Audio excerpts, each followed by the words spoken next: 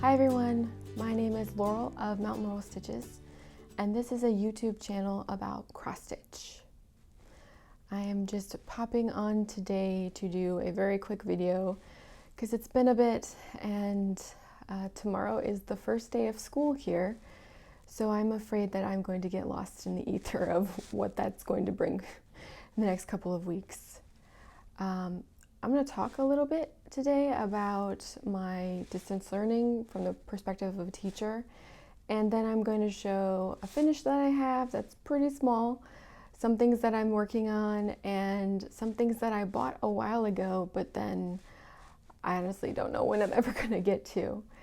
So if you don't want to hear about what it's like to be in distance learning, probably fast forward a little bit in this video. And at the end, I always do a book talk. So today I'm filming in a kind of a different place. This is my studio that I've made because I am required to do distance learning where I do synchronous lessons, and those are on Google Meet, and then asynchronous lessons where I need to have something for my school and the kids in my school to do. If you're new to my channel, I am a school librarian, and I guess my title is officially teacher librarian, so I am mainly a teacher, and then I run the library as well. So I created this studio for me to film read-alouds for kids, and my goal this year is basically to do as many read-alouds as I can in asynchronous and synchronous lessons, because my library at the moment is closed. So that has been kind of an adventure. I think it's looking pretty good. The kids haven't seen any of my videos yet. If you are interested in one of my videos, I will try to put in a really small snippet at the end, because copyright is real, and when you record read-alouds and they're not in person, you have to inform the publisher that you're doing it. And so right after this, I'm going to have to send a couple of emails to publishers just asking for permission for my read-alouds. So it has been quite a time, and I am pretty nervous about tomorrow. I have some live classes with 1st and 3rd grade. The way that my school has run things is that the specialists, those who are art, music, PE, library, do 1 week of synchronous with some kids with different grade levels, and the next week those would do asynchronous. So for example, 1st grade tomorrow meets with me on Google Meet, and then next week they will have a asynchronous lesson where I have recorded a read aloud for them. So it's a lot of juggling 2 different things and trying to plan 2 weeks ahead of time, which normally wouldn't be a problem, but all the lessons that I've made have turned, like, how do I do them in a Google Meet? How do I not turn this into a lecture? And we were given about 3 weeks to prepare for teaching online, and our platform that we're using is Schoology or Schoology. I'm not really sure how you're supposed to say that. And it has been such a learning curve, and I feel like I've become a UX designer for 5-year-olds about how can I get a 5-year-old to be able to navigate my page, so find what they need, and it has been a lot. And then we've had meetings after meetings. I think one day I had 5 video conferences, and some of them have 10 people, some of them have 200 people, because we're trying to learn how to, like, what strategies we can use to build a community in a digital environment with students. And it has just been, I'm sorry, you're probably gonna hear my cat, he's trying to get in. It's been a lot, and I haven't cried yet, so I feel like I'm doing okay. But I am definitely worried about it. And I was reading different stories online about other teachers who had started earlier and what their experiences had been. And I read this one post about how they were on like a Google Meet or a Zoom with their kids, and then they ended up seeing a naked person in the background, and they had to kick the student out or like turn off their webcam. And y'all, I'm not ready for that. It's just things that you don't think about. Just think about how many times you've been on a video conference, maybe with someone in your family or whatever, and there's a lot of etiquette that I don't expect a 6-year-old, a 7-year-old, a 10-year-old to know, because an adult doesn't even do that. So that definitely kept me up at night and trying to think, can I kick people out of Google Meet? I'm pretty sure I can. I've never done it before. I know how to mute people. And I've been trying to make my lessons as interactive as possible, where we change something every 5 to 10 minutes, because I have to teach 45 minutes to first grade to fifth grade, and that's a really long time to sit still when you are 6.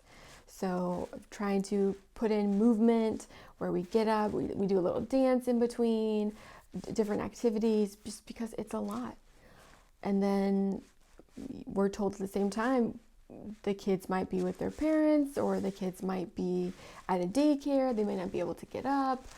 And it's really difficult to try to create a lesson for every sort of contingency. And at the end of the day, you can't. So it has been rough, and I am worried about what it's going to be like for students and how hard it's all going to be.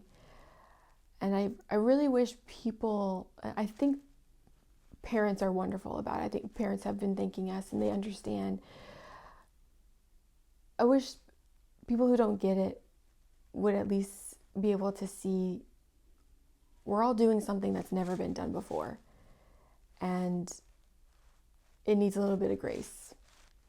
Even the administrators in my district, I've been told that I now need to ride a book bus where I have to deliver books to kids, and they can get on the bus too. So I'm trying to manage this bus and being available for synchronous and asynchronous, and then we're supposedly going to go into hybrid education at some point, where I will be required to teach in person on Google Meets and asynchronous lessons and this bus. So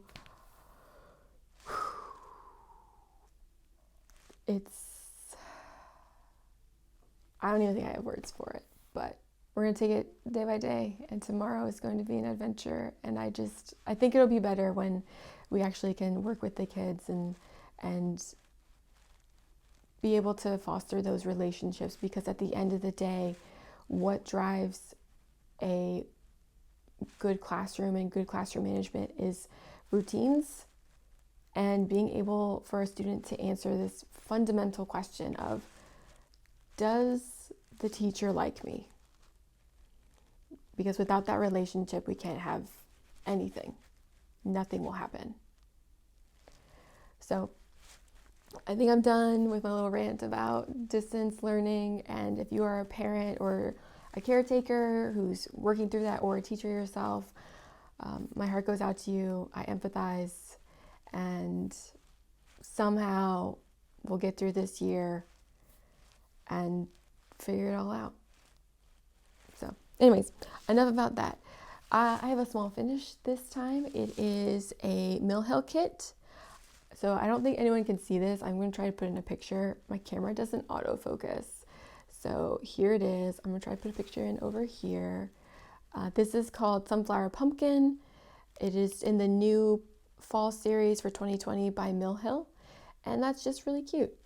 It was fun to make. This is probably the only thing I ever cross-stitched once my job began, and I couldn't even do it every night because it's so exhausting to just be on Zoom calls all day. I don't know why. Why are meetings harder than doing your actual job? I don't know.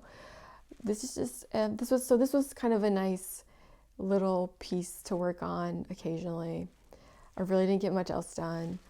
The other one that I have is Halloween Quaker. This is by Lila Studio that I'm doing with Steph, RainbowCatStitcher. She wants to finish it by the end of this month. I think that was our goal. Steph, you're gonna have to go on without me. I'm not gonna make it. I'm probably about like halfway, but I can't make it this year. This is my progress that I have. I'll try to put it in a picture. So, like I said, I'm not even sure I'm halfway. Okay, that fell. That's fine. But we're making it on that, and I enjoy it. I did try to pick it up last night, which was like my first time in months that I've tried to pick it up, and it was enjoyable to do. I feel like every motif is a finish on this piece, so I'll try to put in a picture of that. And then just dropping stuff. I have this is Coba, a Russian kit I got off of Etsy. Someone asked me a comment about how long did it take you to get it from Russia. I got this one from Arizona in January, so this took me like 2 days. But I did buy something else from Russia that I will show, and it was a lot faster. So this is on 14 count black Ada with all the kit colors. And this for me is, I'm trying to finish it this year. And that's probably going to be a focus piece, or whatever I'm supposed to call it. And I think that's starting to look, it's really good. I want to work on it more. This takes a lot more focus because you have to switch colors a lot and there's a lot of bouncing around. But I just need to go this far on the wing.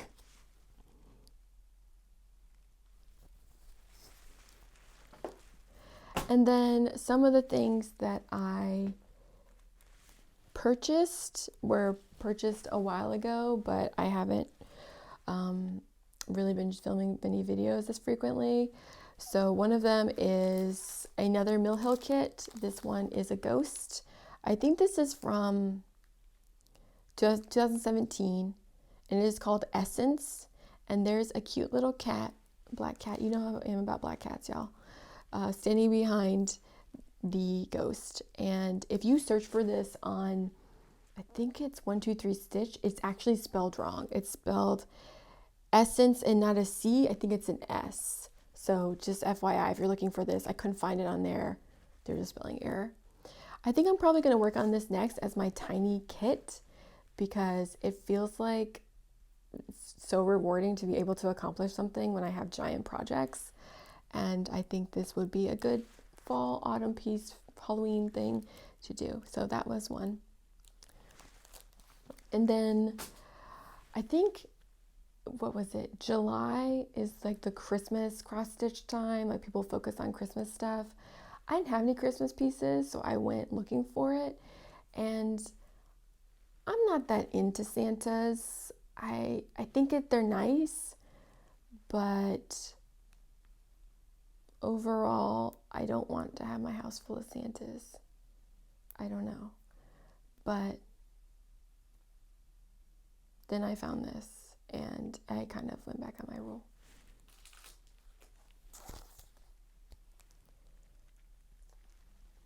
If you can't see this, I'm going to try to put a picture up here because that's just going to be a little bit easier. This is called, some French stuff, Les Chats. Man, I took French in high school. I should know this. Les Chats Enchantes. This is Cat St. Nicholas. There he is. This is with beads, and this is only the chart, and it calls for a couple of, I don't know how many that is, of DMC. That looks like 18 colors of DMC and some beads. And it is cross-stitched on 32 count natural linen. It's supposed to be 90 by 67 stitches. So like a 6x4 piece. I thought that was cute and weird. And if we can combine the two, then, take my money. And then because I wanted Christmas stuff and cats, I ordered this piece from a Russian seller on Etsy. This is, okay, I can't read this. I'm not sure what this is. Cats wearing winter clothes. Why not? They're all wearing, like one's wearing a Santa hat. They're kind of wearing ugly sweaters. One has a bunch of fairy lights. What is that word? Christmas lights hanging around them. And this is stitched on 14 count blue Aida. And it did come with the lace. So if you want to see how that looks on the back, it came with everything. And this is actually how my owl came. It came sorted like this. I know another person asked me that question. So I think that's really helpful. Honestly, you could just use this if you wanted to, if you kept yourself a lot neater. I don't know if I'm going to use this lace. I kind of thought each one would be a cute little ornament. Y'all, this is not happening this year. It's not going to work. So one day, my family will have a Christmas ornament. Mom and Dad, who are watching, spoiler. So this took from Russia to Virginia 11 days, which I thought was really fast. And I got this maybe late July, early August. One weird thing though is that I guess in Russia, they write the address backwards. So street first, then number. And I had a very confused post person deliver this to my house and wanting a signature. So if you do that, just kind of bear in mind, you might have to sign for this or it might come weird. I'm not really sure how you fix that, but that is how it came. Okay, there were a couple of people that I wanted to thank who mentioned me in Flosstubes that I did not see for like a really long time, and so I apologize that I didn't say anything the last video. It was KindredStitcher who mentioned me, and I believe Barbara's daughter, who are just fantastic cross stitchers and have wonderful Flosstubes. If you haven't checked them out, they do wonderful pieces, and honestly, they're just like my heroes because I want to be cross stitching what they can cross stitch. So thank you for mentioning me. I really appreciate it. And I apologize for not answering every single comment this time. I've been trying to do that. I just kind of lost track of time, and I hope to be able to do that today or tomorrow. Honestly, I'm not sure if this Flosstube is going to be uploaded today. We'll see. See how much editing I have to do. Well, that's all the cross stitch I have. So now I'm going to talk about some children's books. If you only came for the cross stitch and, not even the weird rant I had at the beginning, you are welcome to just click off and go to another Flosstube. But if you're interested in a children's book, I encourage you to stick around. The book that I have for you today is by the author-illustrator Dave Pilkey. You might know Dave Pilkey from the really silly series called Captain Underpants, which I believe is very popular, still popular, but came out about 20 years ago, maybe 15. And then he made a new series that's a graphic novel called Dogman, which I feel like that you see that all the time if you have children. The series I want to talk about isn't as well known. It is a beginner chapter book. I would probably say this would be best for late kindergarten, first, second graders who are learning to read but not quite ready for, Magic Tree House or something like that. This is a series that my husband introduced me to. He gave me these books for Christmas one year, and he loves them. So I think the order is, they're all about a little dragon, and he does really silly things. And this one is called Dragon Gets By, and Dragon wakes up having the worst time.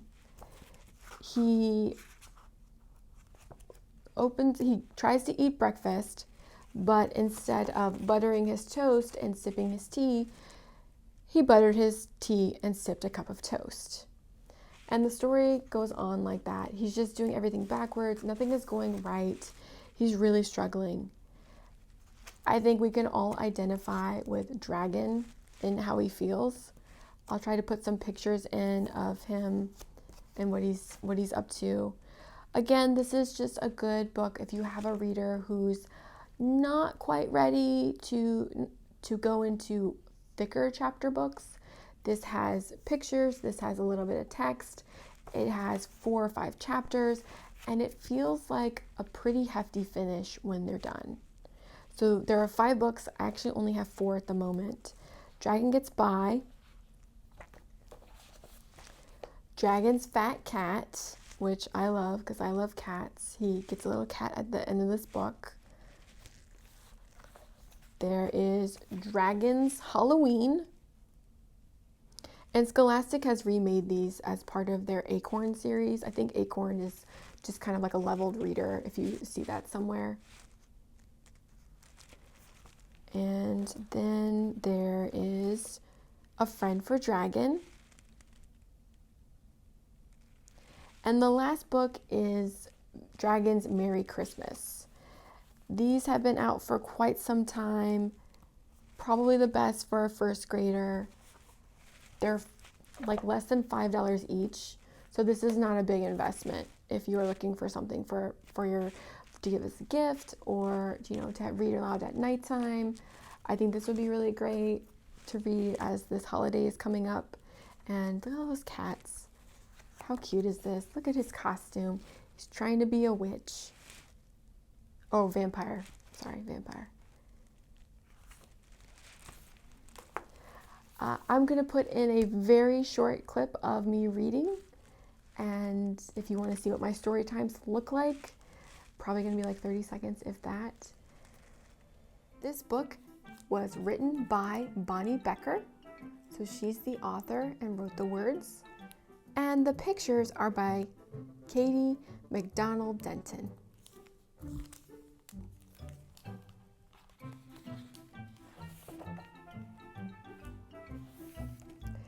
Bear had never been to the library before. He had 7 very nice books at home. 3 about kings and queens, 3 about honeybees, and 1 about pickles. Bear was quite sure he had all the books he would ever need. If you don't remember what a pickle is, I'm going to put a picture in so you can see just how much Bear likes pickles.